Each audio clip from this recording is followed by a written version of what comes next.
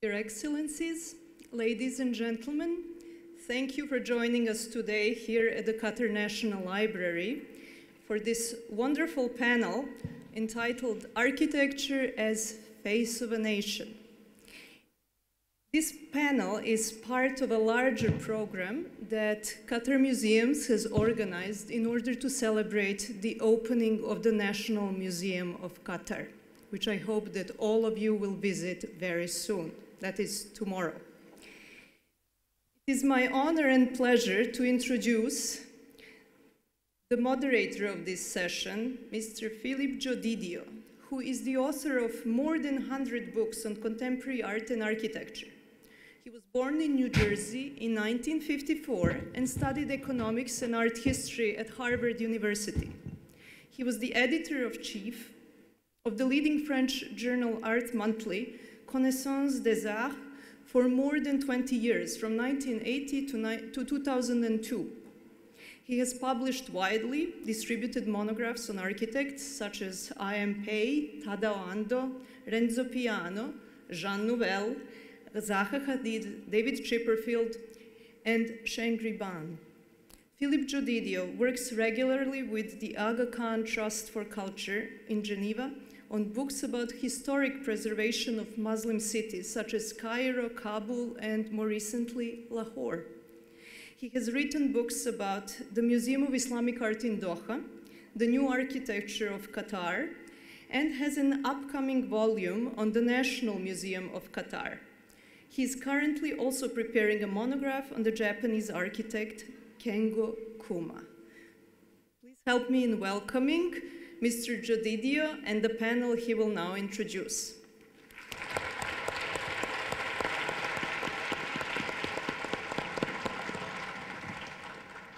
Hello.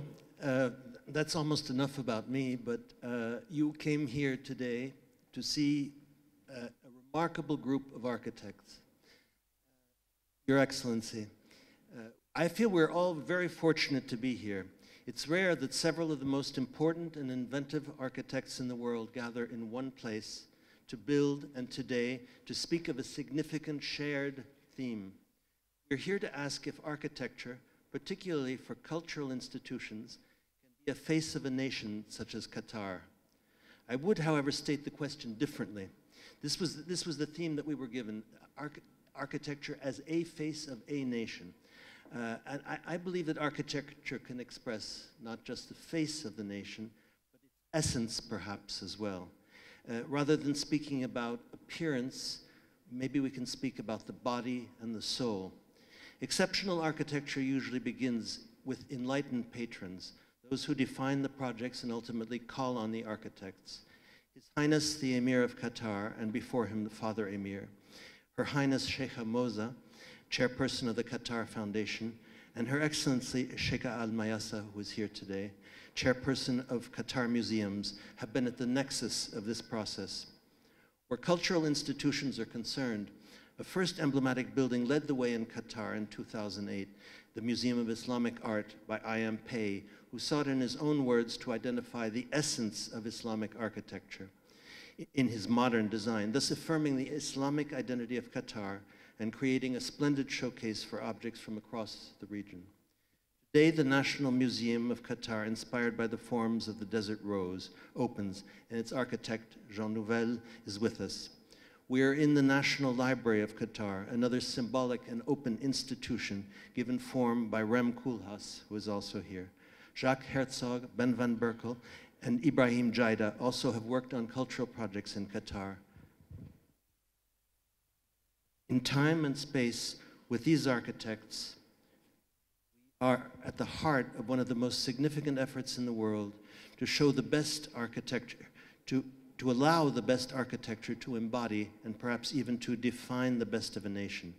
I would suggest that the face of the nation is becoming visible with all of these projects together, not any one alone.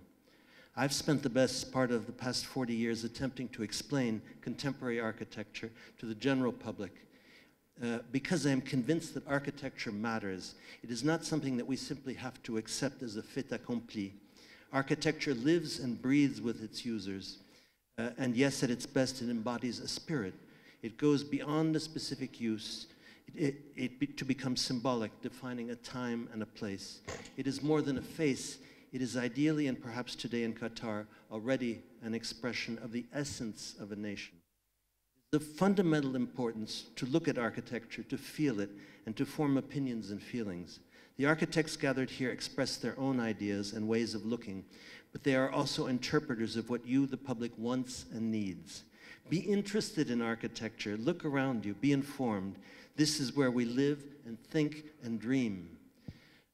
What I would like to do is ask each of the architects present one or two questions, and I hope that we will also have some dialogue, and I hope at the end some time for a few questions.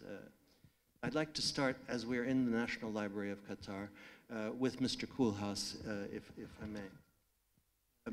We spoke yesterday, and you told me that you had organized an exhibition in the National Museum called Making Doha. You referred to the seriousness of the projects undertaken in Qatar, to the importance given to education, for example.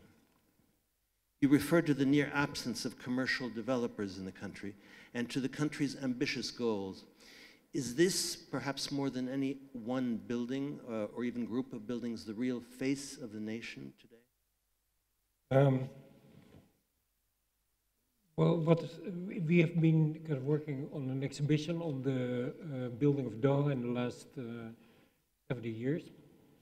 And basically doing that, we kind of realized that what you're seeing now and the kind of event you're attending now is not a new thing, but that Doha actually, for a very long time and in a very methodical way, has been constructing new itself, inventing itself, used architecture to articulate what it is about.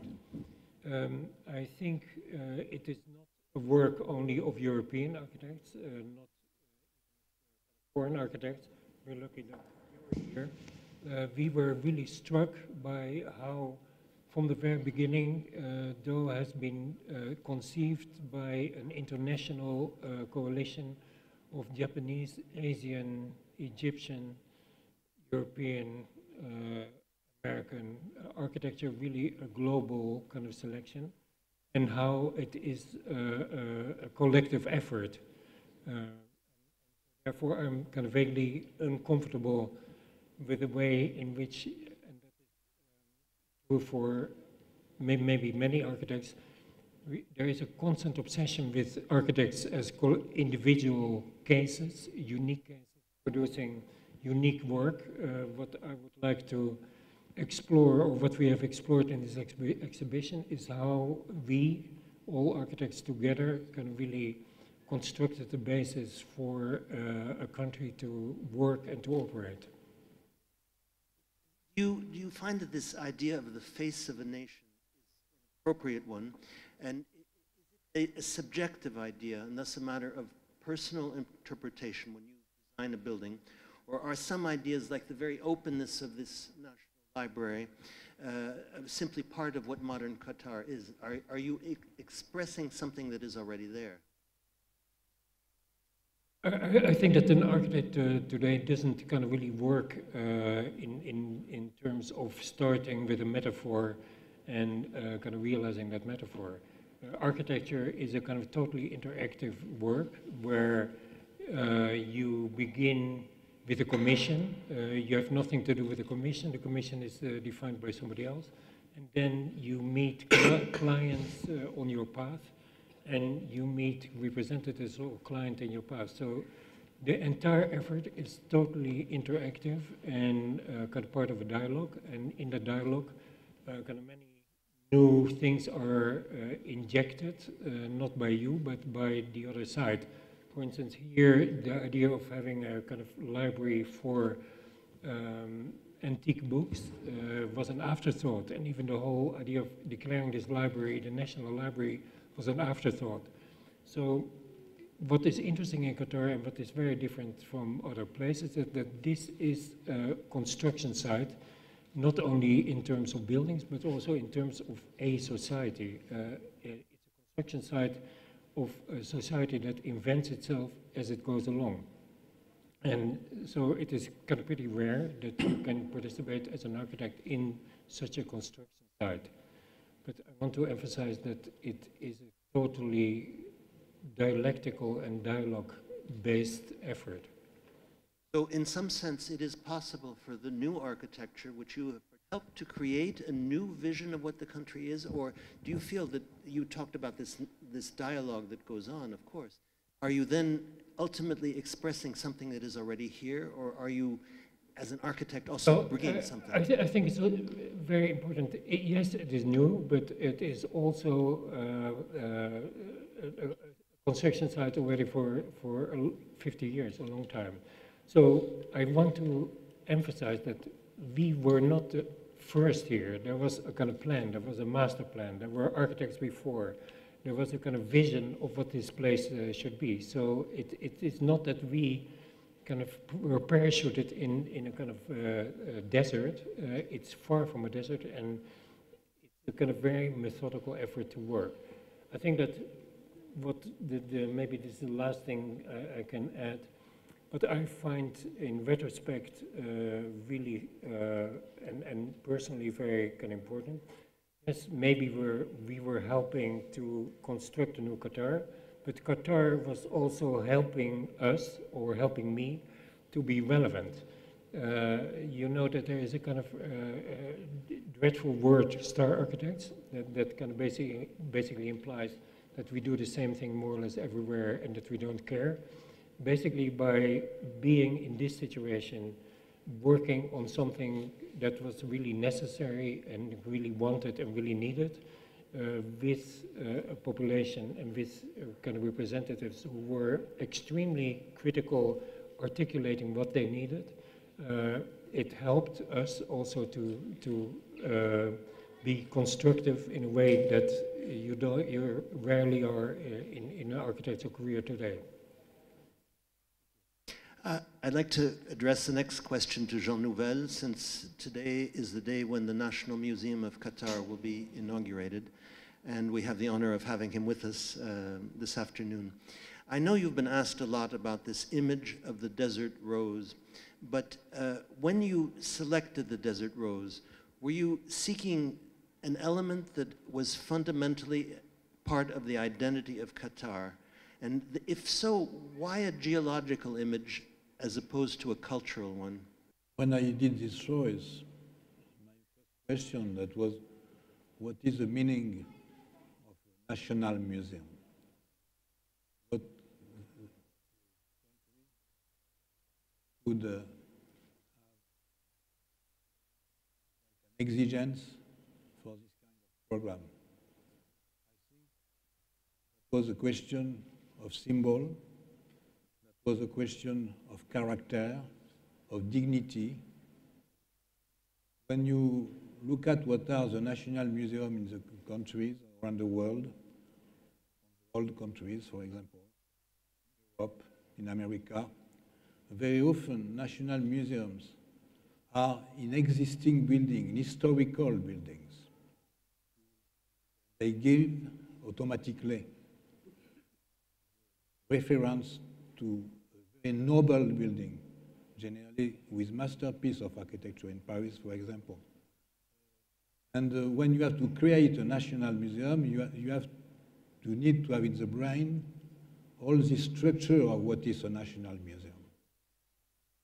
When I have to build this building on the site, Corniche, on the site of the royal family, that was an ideal site to talk about the symbol of the Qatar, like the meeting of the desert and the peninsula of sand with the sea around. It's a very rare desert in this condition. So I wanted to give the symbol linked to the eternity of the desert, same time to the dynamism, to the modernism of the Qatar of today. And, I have in the brain the research of an architecture linked to the desert. With nomadism, it's easy, it's a tent. But for a permanent architecture, what is that? Desert rose is invented by millenniums and winds. So it's a very characteristic typology, symbol of durability, also very old, solid. And at the same time, it's a new typology of space. Entirely. Because never you saw intersection of blades like this in a random system with proportion you cannot imagine.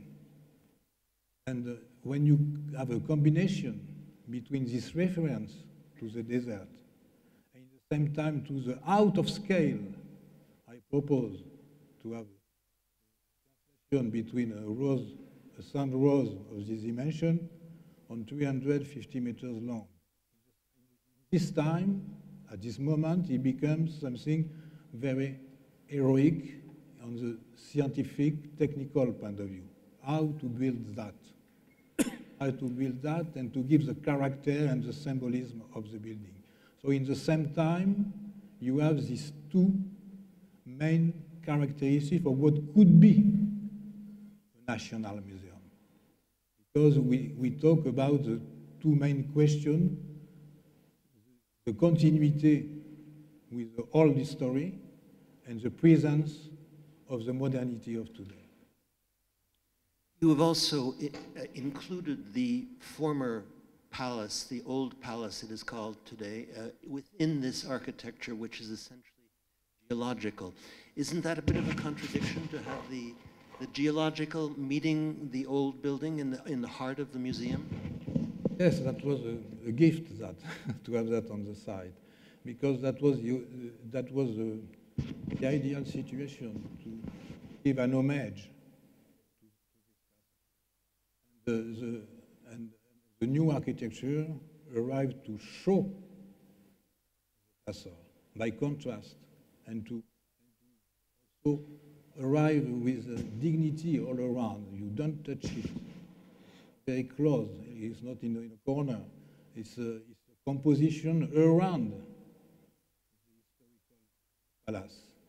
And the contrast between the historical palace and the architecture, abstract and geometrical architecture of the sand rose, something is emotional in this collage. And it's not a collage, it's a composition. And for this reason, when you're on the Corniche or in the sea, the profile of the sand rose go very low.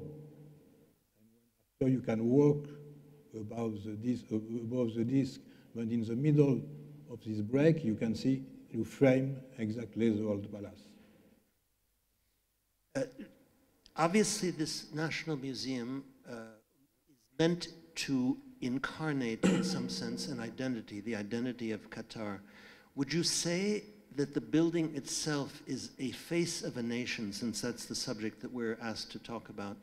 Or is it only an expression of the specific issues concerned by a national museum? Is it a face of Qatar? The face of the nation is what I explained. It's not the detail of the sand rose. It's not the character of the sand rose itself. It's a symbol of the sand rose for the country, for the desert. And at the same time, is this energy, is this modernity in the same time. The two advantages at the same time could be the face. These are the qualities that you feel are the qualities of the country that you have placed in your building. Spirit of the country. These are qualities of Qatar, the energy, the ancient forms of geology, and you have brought these types of expression together in one place, so you have created, in a sense, a face of the nation. Yes. Okay, thank you. I'd like to ask the next question of Jacques Herzog, who is sitting next to me. I know that you're working on a new museum in Lusail, and I took a bit of the description of that museum that I was sent. You say this is a museum of Orientalist art. The building plan takes the form of a circle. that conveys both universal meaning and a specific response to the building traditions of the Middle East and Doha. You reference architectural types such as the dome or the souk. And now the question is the goal here to be universal, regional, or specific to Qatar? And can one building be all of these things at once? First of all, I want to try to define what is a building is always the result of a relationship between the client and the architect. And I think there are different attempts all over the world, not only nations but also companies, to use architecture to create part of their identity. So this is not in itself something new. But each attempt is different. And what I find extraordinary here in Qatar is that the architects that were selected are, let's say, of course, well-known architects, star architects or whatever, but all of them I found interesting in that they are looking for this dialogue. So nobody comes and says, this is the National Museum and this is the national identity, or this library is exactly your identity, because you couldn't do this, and we also don't do this. I think it's important that this dialogue, as it goes on, is what the architecture ultimately is. Of course, the architect makes this contribution based on his experience and his also obsessions, etc., etc. But what makes it so interesting is the result that finally has something very psychological. As a city is built over many years, decades, centuries, and expresses, let's say, the psychological state of a society in a given context. And I think from that point of view, Qatar is making important steps. If I look at this building, which is very open, this is an amazing statement in this world. But other buildings have tried to find another way, like Jean's building that we will see today, which gives another aspect of that same culture, of that same identity. And our project, which will be shown today, will again try to find another approach to the same question, to build a nation or to make a society, a contemporary society, which opens up itself towards the world. And because our building is on the ocean line, is on an island, we find it very interesting that Qatar, the land and the sea are facing each other, not in a determined way, but is constantly shifting between land and sea, is an unstable condition. And our building wanted to be a piece of architecture, but at the same time also a piece of land. So we decided to take this shape of something which has like a planet, like a specific piece of land. So we found this argument as an important one in this specific location, which is very different from this location or from the location of the National Museum. So it's to do with this specific condition on the seashore, on the line between water and land. That was our major input before we continued to develop the project over time. In terms of the specific identity of Qatar, you have brought in other elements. This is a museum of Orientalist art, which very often is a view of the Middle East as it is seen by foreigners, Europeans very often. Is this nonetheless something that represents the face of this country and not an interpretation that is brought from the outside? Well, it's both. You cannot avoid being influenced by architecture from, all cultures. And we have been very much impressed by the last 1,000 years of Muslim architecture all over the world, whether it's Syria or Egypt or Istanbul or other places. So inevitably, we are influenced by all these things. And so our look into Qatar is also influenced by that look. So if you like to see it this way, the building that we do for the Orientalist Museum is in itself a piece of Orientalist architecture, whatever you do. And that then becomes part of the identity of this place, of this country. Yes, and that's how culture has happened, I guess, over the centuries. It's not just a one-way to go, but it's always back and forth. Muslim architecture has been very much inspired by older Indian and Persian architectures, and also from antique Roman Greek architecture. So there was never just one culture which was dominating and dictating where architecture should go. So it was always this kind of hybrid situation which created beauty. Granted, but is there not some specificity in Qatar that your building expresses? You talked of the site, the form, natural form in some sense. So that is what is specific to it. I think what makes it specific is this situation between land and water. I think that is very different. I tried to explain that. I live in Switzerland. Switzerland is perhaps the most opposite geological situation, because in Switzerland you are on a piece of land which you believe this has been here forever, is rock and stone, and you're far away from the sea. And here you are in this situation between the line, the coastline, which is shifting and is undulating, and always between different statuses. And that makes it so interesting for us to do something here, which is a totally different condition from Switzerland. I understand. And so I believe every place has a specific difference, and that is what makes architecture interesting. Ben van Berkel, you're known for very modern designs, for what I would call flowing lines that speak a language of the age of the computer. You've worked on stations for the metro network here in Doha, I know. You're also working on a cultural project which you're not fully at liberty to discuss in a specific way. But in more general terms, can you explain how you have sought to interpret the specific circumstances of Qatar in the work that you're doing here? Are you seeking to bring out inherent qualities, things that exist here, or are you imagining the future face of a nation? Yeah, yes, both, I think.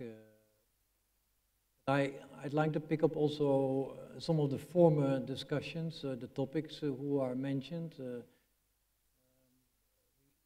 The beauties of this place is, of course, that it has an history, but it has an history what is quite spectacularly grown over the last 10 years, particularly. In 2000, for instance, we had here not maybe yet even 1 million people living here. Now we are close to 3 million citizens already in this place.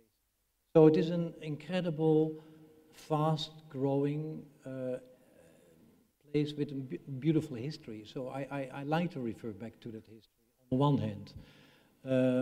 But I like that idea that we also bring our own history as architects. We with more than 30 years experience, maybe with work we have done, we have been maybe in more than 20 countries active, and we have learned, like maybe what was said also about the history of architecture, from maybe Asian architecture towards Muslim architecture towards Western architecture. We can almost not talk about it anymore in our position, because we luckily enough learned so much from a global experience.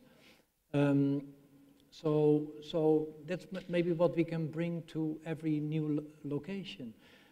Our own history, that we look at the history of, for instance, Qatar, whereby I was interested in how in former courtyards people would gather together Let's say not only the house would have the courtyard, but the villages would have also courtyards where families would become there together. So that idea of the social, almost the invisible aspect of architecture was something where I was inspired by also when we designed, for instance, also the metro stations, because there the ambition was to get more people into the street, to make sure that one would meet in the stations and that you would be able to shake a hand with someone you know. Whereas right now that is not the case. I mean, it's very difficult when you travel around in the city that you meet people. And similarly, we look at the same kind of ideas for this new project where we are working on. But of course, I like to also predict with all of the citizens here and maybe with other architects to think about what is this future of the city going to be like in 10 years' time, 20 years' time. I find it fascinating. And can we learn from not only the history, but also the recent history? Perhaps more than the other architects who've spoken, you are placing an emphasis on values which are quite international, I find. The conviviality, of course, which exists everywhere. Are you pleading in favor of a kind of architecture that knows no boundaries? In terms of this debate, a face of a nation, it's rather vague, I'll grant you that. Is that word, a face of the nation, something that you can accept? Is it, or are we talking about architecture which takes all of its influences and is international?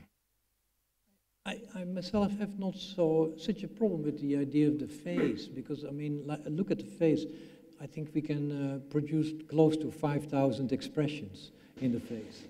You know, I mean, so I like that idea that you could create not one image.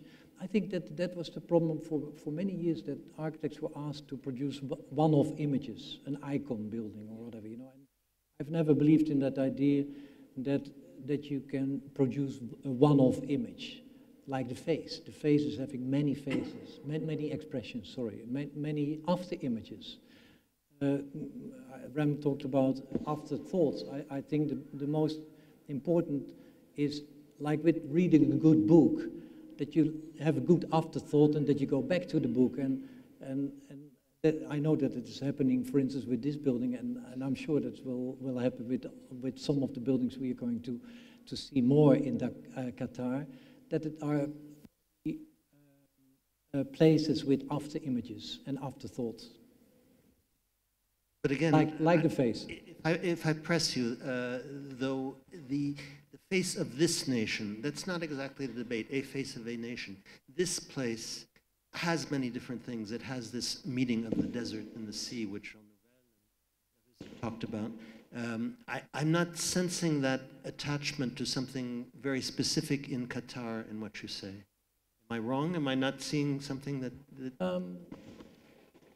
I think that of course, I mean, what I said is that you can look at the history and the face of the nation in the way how it is connected to the physicality of the things you can read in the nation. Let's say that, but like what I said, you can also look at the social aspect, or the what I said about also the expression of the face and how you communicate with the face, is that what I find more important.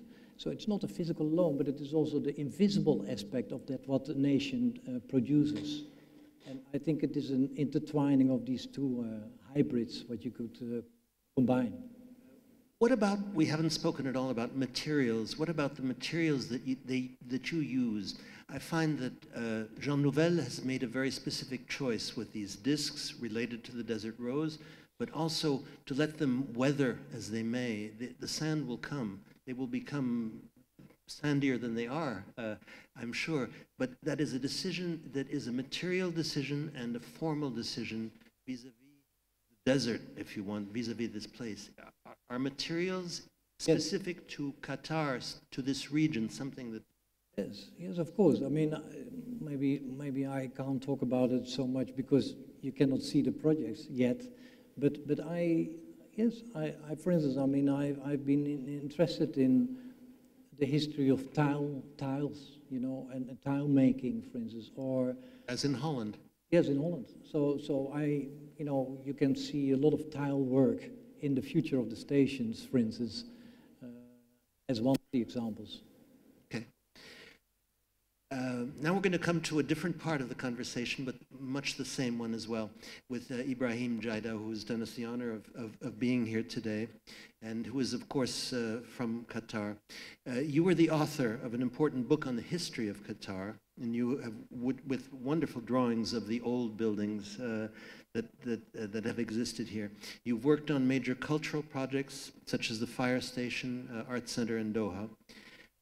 I have to ask you, how do you feel about so many foreign architects coming to design very important buildings in your country?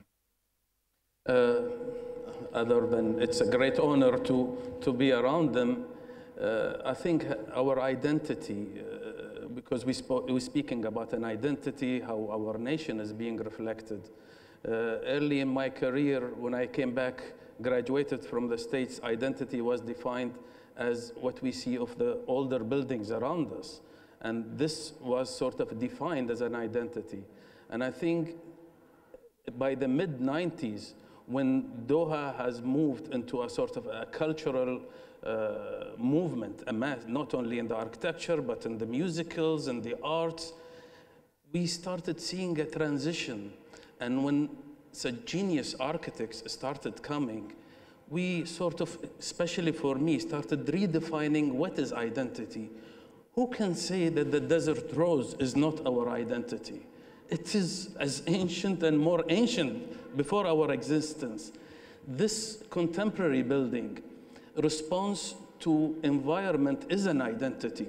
And now the sun is almost at its peak. No glare, beautiful sun, that's a response to the surrounding and to the identity. When you're describing the relationship of the sea and the land, that's an identity. And I think this will give the grounds, because at the beginning, when we start seeing identity as the old vernacular buildings, it started being like chains holding you into something fixed. Now we're redefining identity, and I think this is the beauty of having such genius architects working here, and this is going to put the ground for the younger architects which are around us here, that to explore identity and to redefine identity other than a facade of a building, but a feeling. The shape of our sand is an identity. The color of our sea is an identity. And like Rem said, the surrounding, how it was influencing when you design a building is an identity. So it's really exciting. Histories of any nation go through stages. For us, it was, I have defined them as pre-oil period, beginning of oil period with a small transition, and then there was a halt into the progress of that vernacular architecture. So this will help us jump faster into developing, you know, Gothic, Renaissance, Bauhaus movements. That was a transition. Here, I think this has helped speed up this transition and giving a ground to the young talents into sort of defining what I hope to see, which I'm seeing evolve, a contemporary Qatari architecture, influenced by the best materials, best stories to tell about our face of a nation. When you work, you speak very often of combining modernity and Islamic architecture, or ideas that come from Islam. This is a subject which we have not evoked. I know that all of the architects present are involved and aware of that, involved with and aware of that theme. But do you feel that this Islamic identity may be lost to some extent as Qatar progresses into the future? I mean, I'm speaking not of the people and the country, but of the architecture. How is that Islamic identity today being conserved or put into the modern era, in your opinion, in for example, in your own work, but also in the work of those present? Is that identity present, or is it a problem that it isn't? I'm pressing intentionally a little bit further than I need to. Wonderful question. You see, Islamic identity, again, let's not be sort of forced into thinking of the aesthetics. Identity, or Islamic identity, is a function. I've seen a mosque in China and one in Spain, and all in between, all translated into a function. This morning I was in Musharraf in one of the museums with Al Jazeera, and we were talking about a courtyard and the transition from the entrance into the courtyard, into the house, is a behavior. This could be so contemporary or vernacular. That's the identity of the function and respect of the spaces and the transition of spaces. So, see, I used to tend to get locked in this box of the aesthetics. I think identity is way beyond than aesthetics. But with all of this new construction, I mean, there's an enormous amount here, clearly. Without referring to Islam, perhaps, is not a specificity of this place being lost with modern architecture, whether it come from very talented architects such as those present, or others, large international firms that are building as well? Isn't Qatar becoming a bit like any other place? I'm insisting intentionally. I don't feel that way myself. We almost slipped into the loss of identity early in the 80s as things started booming. Until His Highness the Emir Father, 90s, there was sort of, let's define identity. And it was never too late. So there was a big comeback to the vernacular in its own manner, the way I have redefined it at a certain stage. And then the movement of the new architecture that reflects. Pei, when he did the Louvre extension, it was a glass pyramid, which fits quite well in the context of France and the contrast. But when Pei was challenged to do something that suits us, he sort of developed something that really relates to the environment, not in terms of aesthetics, but again, going to this Islamic architecture, the courtyard feeling. So I think it's not too late.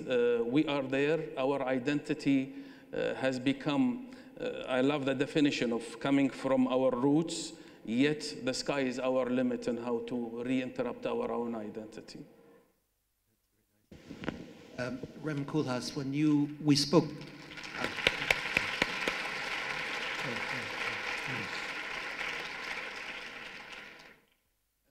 when we spoke yesterday about this talk, you insisted on the fact that it is rare for architects such as yourself to be in the presence of clients in an environment that really requires, that offers you an opportunity to be extremely serious. I wonder if you could elaborate on that idea of seriousness, which I found very interesting, somewhat abstract, but interesting. It's not really that you rarely encounter clients that enable you to be serious, but you rarely encounter issues that are very serious. And that is, I think, what is exciting for us here. We are not operating in a society where there are already many museums, there are already many libraries that are already more or less finished, that have a kind of extremely long history. We're operating in a kind of field where there is basically newness, where there is an interest in newness, where there is an interest in experiment, where there's an interest in experimenting. And I think that all of that is kind of what enables us to mobilize more over, let's say, total interest than in more narrow conditions or more familiar conditions, maybe. We spoke about another point, and I believe you don't quite agree with what I said, but there is a project that existed for the Corniche that Arata Isozaki designed for a national library. It was a massive building up on 3 very large pillars, very visible, obviously, in that location. You have designed the National Library here, since the other one was canceled. you have designed a building that is low to the ground, that is extremely open, that isn't set up in the air. When we talk about the face of a nation, a national library is very important. So these are two different interpretations of the same problem. A national library, visible, high, massive, and another one open, low, and also outside of the city, but that's perhaps not your choice. Is the face of a nation to a great extent a question of the period that we're in? Because Isozaki designed his in 2005, and yours later, although I know you started quite soon after that. Is it a question of the architect, the time that we're in? Why can the face of a nation be so different as it expresses? I propose that we drop the face of the nation discussion. I think that you've heard all of us kind of resist that or explain that we're not interested in articulating the face of the nation. We are individuals with individual talents, and we encounter a nation, and basically out of that encounter, new things in the right situation, new things are born. And I think that in the exhibition we're showing a kind of project by Arata Isozaki for a library, but that project is totally related to the history and biography of Arata Isozaki, who in the late 50s and early 60s kind of was reinventing Tokyo, reinventing kind of what Asia could be, and who maybe 20 years later was in a kind of situation here where he could maybe realize something that he had invented before. So what this shows is how unbelievably rich kind of certain histories can be. You know, this library kind of began as a kind of project in Tokyo, transplanted to here, first on stilts, then kind of landing. I think there has to be kind of really an interest in the whole story rather than the kind of end product. Rather than the image. And I think that is, particularly in architecture today, a really crucial thing, to look at the whole story and not at these kind of finished products. Or the images, just the image, was what we see on Instagram and elsewhere, isn't it? Jacques Herzog, I would like to ask you about your approach to materials in terms of this location, the desert, and you spoke about the location of your new museum, but is there any reflection that you have had on the materials that you employ and how they weather, if you want, in this sometimes harsh environment?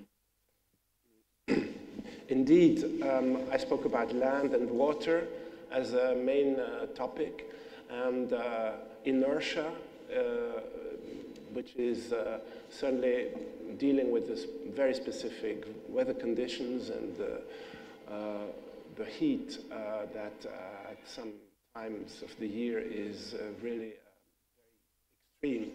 So we found the most obvious material interesting, which is sand. And we try to work with sand and earth and concrete in some kind of mixture that we are mocking up, and try to find a way to use it, which then, of course, can weather and can transform itself as it will. Jean Nouvel, I know that you designed, you designed an earlier form for the National Museum of Qatar, which was to be underground. This hasn't been publicized very much, but I know because you've spoken to me that it existed. The Desert Rose is also something that we find underground. Is there any specific reason for which, in this circumstance, you preferred elements that had to do with what is underground in Qatar, in this location? Just one or two sentences on this question. I want to talk the general idea also, about the general ideas. No, initially, I thought that was a good site to talk in the obvious way about the meeting of the sea and the desert.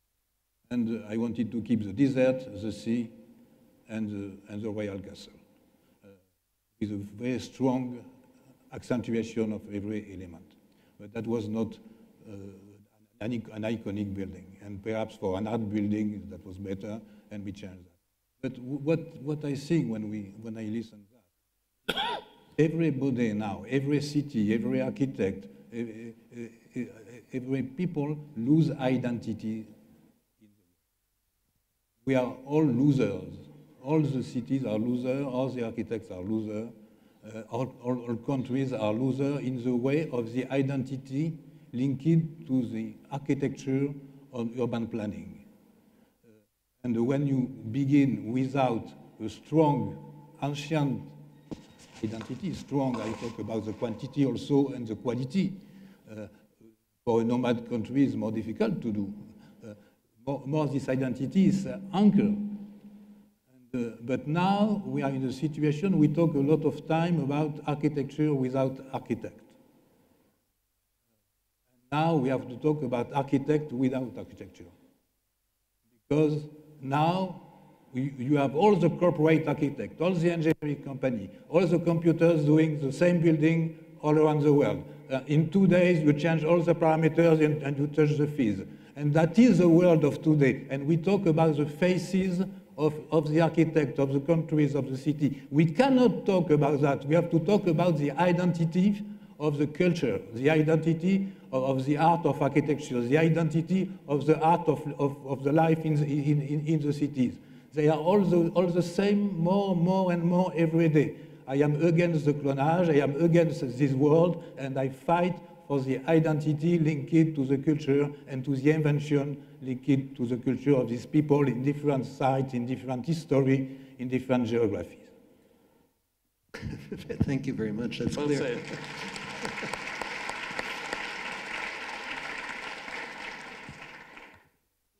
You spoke about the urban issue and the lack of planning, which happens. It's perhaps not as severe here as it may be in other places. But we are in the midst of a campus which was planned originally by Arata Isozaki, and it is a collection of buildings by well-known architects for the most part. Is this something that has worked? I suppose I should address the question to Rem Koolhaas because we are sitting in his building in Education City.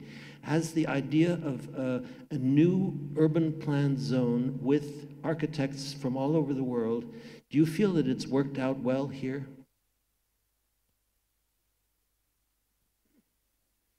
I think that Isozaki planned the context, and that context by kind of through maybe 20 years, and a number of very diverse but intelligent architects has been kind of really reinforced and is actually working as a quarter of universities the way it was intended.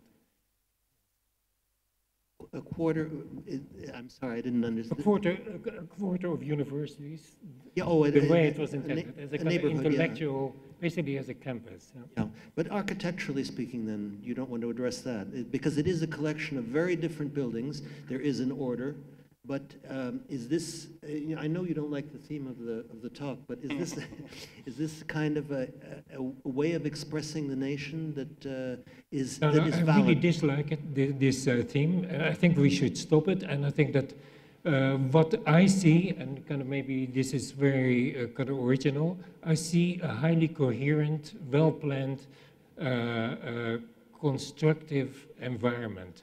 And I think that is in itself, so I'm not looking for a masterpiece, I'm looking for a quarter where basically a number of buildings is kind of mutually reinforcing and has a positive influence on each other. That is what I see. That's very good, understood. I'll try not to use the word, I see it above me, that's why I keep referring to it.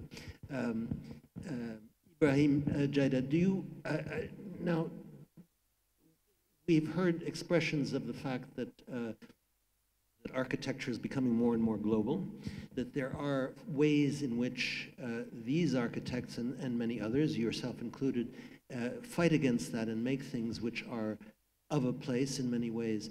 Do you find that Qatar should have its own specific identity, whereas where contemporary architecture is concerned, or are we going to be happy, which we can be, with everything that's being built separately? Well, I think the contrast is the new sort of identity. If we had redundancy and repetition, it wouldn't work as we are progressing. But just slightly to divert, Philip, we've spoken about the architects and an influence and the planners. Now, we definitely have lost our identity in terms of the planning. Our houses, when the oil came, were beautiful courtyard houses. And now we ended up, some planner came and decided we're going to have cul-de-sacs and grids, and we ended up on boxes called villas. And this is where we definitely have lost the identity in terms of the dwelling. But in terms of public buildings, the public surroundings, I think this contrast is making our new, definitely our wonderful new identity, which we are extremely proud of. We see this not only reflected in the architecture, by the way, our arts, our contemporary arts movement is also reflecting this in a beautiful way. The way we take from our calligraphy into contemporary, from even our musicals is going through this. In a way that is specific to Qatar. And in a way it's specific. As we are evolving to a more modern nation, we continue to evolve like any other nation in the world. I was asked to leave time at the end of this conversation for questions from the audience, but I would like to ask you, gentlemen, if you have anything else to say about the subject or the non-subject that we're dealing with today, if you feel that we have not said things that need to be said.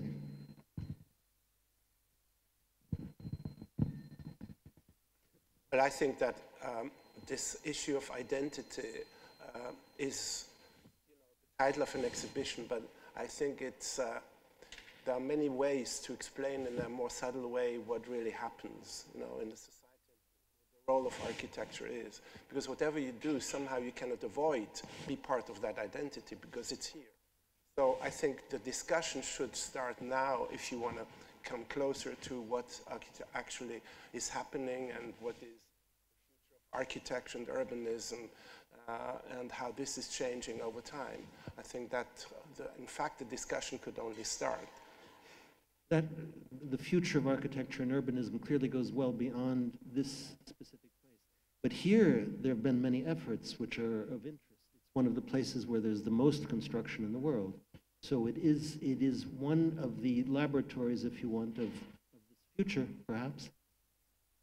Yeah, it's a very specific situation because it's in the hands of relatively few people.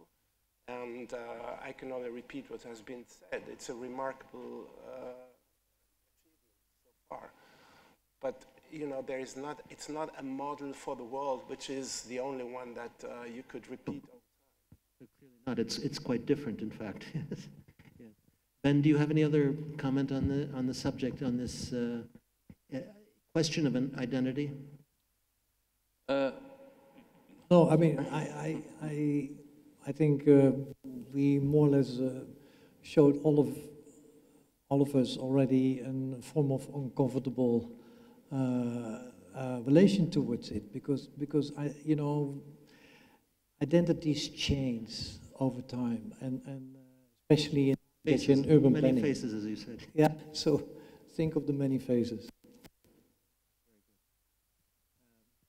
I believe we can open to questions if, I'm not sure, somebody must have a microphone. I don't know where that person is. Is there?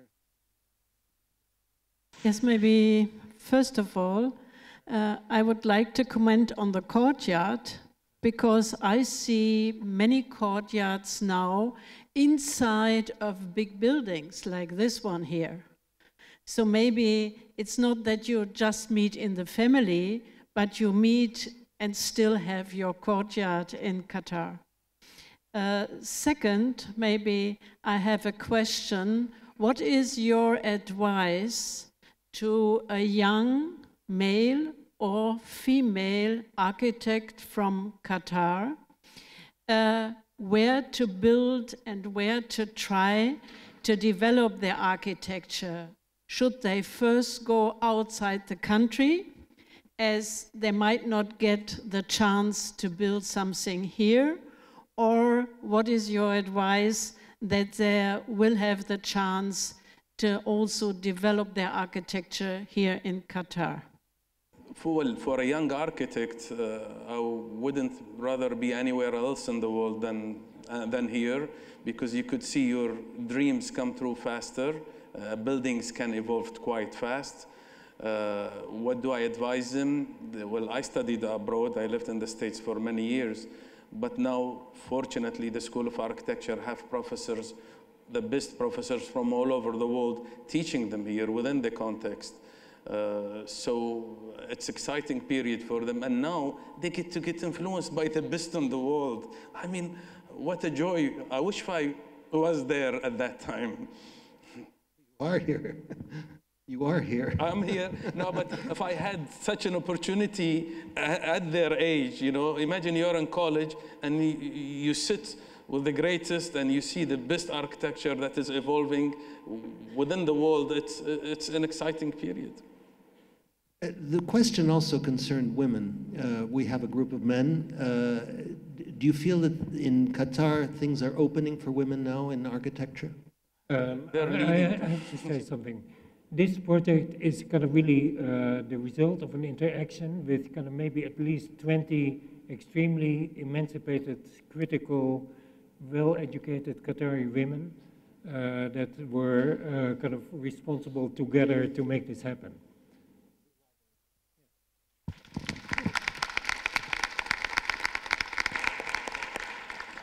I think the architectural scene in Qatar is going to be led by lady architects, for sure, yeah. Honestly. And also I think the question, it's good for everybody, wherever you live, that you go out and you find your way, and then eventually come back. So I think this is not different. Was that a comment about the new architecture here, a lack of courtyards? Is that what you meant? No. There are courtyards. So I think she means that the courtyard mutates from a kind of residential to a kind of collective thing. And that therefore it's not that, but that it takes different forms all the time. Are there other questions? I see there are some hands. I have a question. Oh, yes, okay. What do you have as advice for us architecture students in terms of finding our identity while like staying true to our culture? And like in like our design studios, we have like certain like projects or like conditions to meet, but like we're trying to find our own style, our own identity. Like what advice do you have as a practicing professional architect? That's a difficult one. Ben. Whenever you are asked to design a house or a museum as a student, make sure you develop your own talent and your own visions, you know. I mean, we are all teaching, I know, and lately my students organize me. You know, they tell me what they like to do for research, and I supervise them. So I mean, yeah, develop your own brief. Another question? I saw several hands before. Hi, for Mr. Nouvel. It's such an honor to have you here. I wanted to know which was your favorite part of designing the new museum that's opening tomorrow. Was it the exterior or the interior? Thank you so much. I apologize, but I never do this kind of choice. Inside and outside, for me, it's a total continuity. And the sand rose, you can feel that inside. When I talk about intersection of blades, these intersections of blades are inside and outside. And an architecture, it's a proposal, an intellectual proposal. You can do the choice to have a different outside and inside, but it's an architecture and one decision. But generally, outside and inside has to work together. Architecture is inside and outside. Perhaps a little bit more inside than outside. But we have to think to that also, because now with the evolution of the world, very often you do shell and core building, only the facade and the core, and inside you put a lot of architect of interior, and everyone can do what he wants, but it's not an architecture. It's something kind of a city in the city. I don't know what is this, but it's not an architecture. Just one word also about identity. For me, identity is linked to intelligence, natural intelligence, for the courtyard and for other things, and intelligence and courage. I have a question here. Hi, my name is Nancy and I'm a student at Qatar University. When we talk about identity, I think it's a discussion that goes in two ways. One, the past, one, the future. And personally, I think that the educational system is more stuck in the past. We're always analyzing the past instead of just focusing on what could be instead of what have been. I want an advice from you to the faculty members, not to the students, but to the faculty members regarding this issue. Thank you.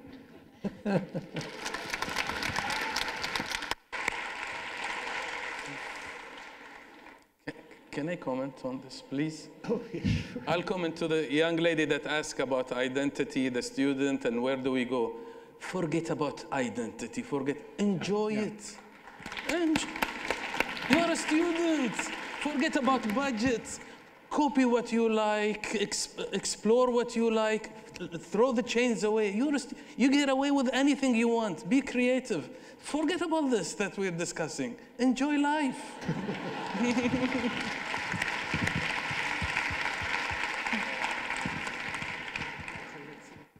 Okay, yeah, one more maybe. Perfect. No. No? This is the perfect end now. Hi. Can I pose a question over here on your left? Left, this side. Yeah, here. Yes. First of all, again, this is an extreme honor. I actually flew all the way from Kuwait to attend this and barely made it, but thank you for being late, John Nouvel. Otherwise, I wouldn't have made it. And in this race to do the contrast that we're saying, how much should we really preserve? Because I'm seeing it all over the GCC countries. We are losing a lot of our not just vernacular architecture, but even the architecture that took place in the modern period, the 20th, like especially in Kuwait, we've lost, some really important buildings that defined that moment at the time that were or was the identity that actually, showed the country at its best, especially Kuwait in the 20s. It was leading. So I'm afraid that this contrast that's taking place today, we might lose some of that. We should try to incorporate in the context, and I'd like to hear what you have to say since you've been here for quite some time. That's addressed to me, okay. You see, we always think about our vernacular as the older buildings, and we keep forgetting that the 50s, the 60s, the 70s has evolved us. We tend to forget, at least in our part of the world, our early modern history has been totally ignored, has been knocked out, until, unfortunately, Sheikha Mayasa had to go. I'm sure she's getting ready to open the museum today, but she started this preserving our early modern history, whether it's the old Diwan Amiri or the firehouse or many other older ministries and schools that are being preserved. So finally, our early modern history is a transition that has been documented and preserved. And I hope Kuwait will do this. I'm sure they are doing this. I believe that will be the end of the talk. Thank you very much for your questions, for your patience. Thank you. Yeah. I mean, we destroy buildings of the 70s.